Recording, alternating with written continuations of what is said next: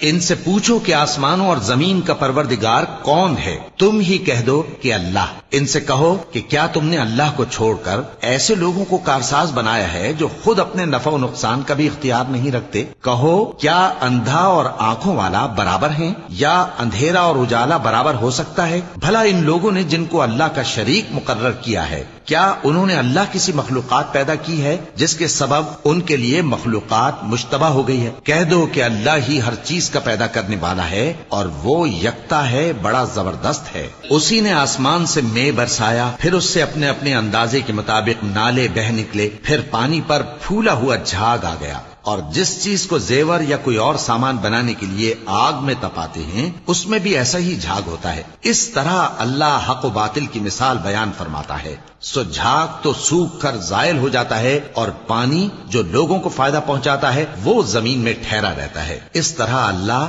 صحیح اور غلط کی مثالیں بیان فرماتا ہے تاکہ تم سمجھو۔ جن لوگوں نے اللہ کے حکم کو قبول کیا ان کی حالت بہت بہتر ہوگی، اور جنہوں نے اس کو قبول نہ کیا اگر روئے زمین کے سب خزانے ان کے اختیار میں ہوں تو وہ سب کے سب اور ان کے ساتھ اتنے ہی اور نجات کے بدلے میں صرف کر ڈالیں، مگر نجات کہاں؟ ایسے لوگوں کا حساب بھی برا ہوگا اور ان کا ٹھکانہ بھی دوزخ ہے، اور وہ بری جگہ ہے۔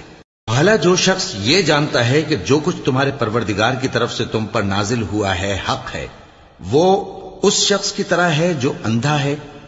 اور سمجھتے تو وہی ہیں جو عقل مند ہیں، جو اللہ کے عہد کو پورا کرتے ہیں اور قول و قرار کو نہیں توڑتے، اور جن رشتوں کے جوڑے رکھنے کا اللہ نے حکم دیا ان کو جوڑے رکھتے، اور اپنے پروردگار سے ڈرتے رہتے اور برے حساب سے خوف رکھتے ہیں، اور جو اپنے پروردگار کی خوشنودی حاصل کرنے کے لیے مصائب پر صبر کرتے ہیں اور نماز پڑھتے ہیں، اور جو مال ہم نے ان کو دیا ہے اس میں سے پوشیدہ اور ظاہر خرچ کرتے ہیں، اور نیکی سے برائی کو دور کرتے ہیں۔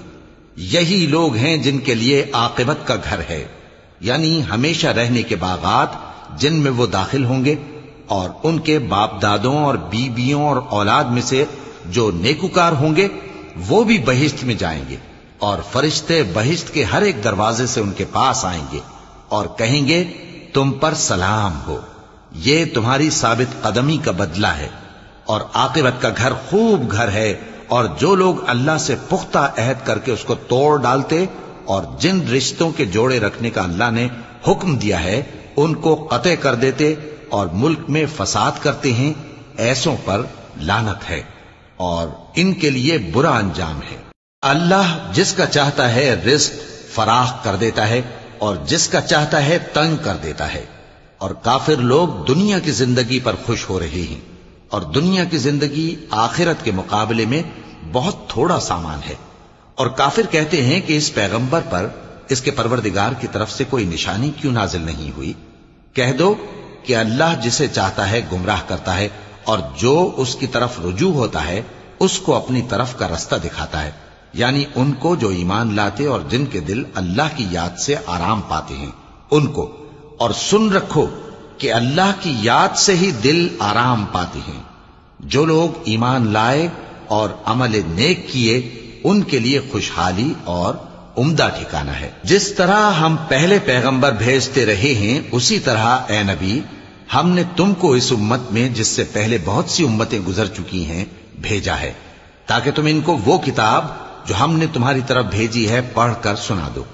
اور یہ لوگ رحمان کو نہیں مانتے۔ کہہ دو وہی تو میرا پروردگار ہے، اس کے سوا کوئی معبود نہیں، میں اسی پر بھروسہ رکھتا ہوں اور اسی کی طرف رجوع کرتا ہوں۔